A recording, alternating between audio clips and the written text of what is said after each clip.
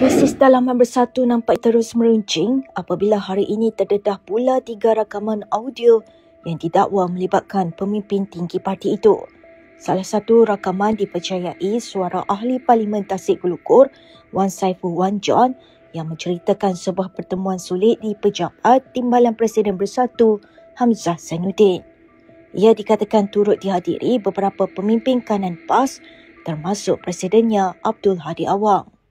Dalam perjumpaan itu memang jelas, Ketua Guru dengan penuh jelas dia kata calon Perdana Menteri daripada PAS bukan Tan Sri Muhyiddin.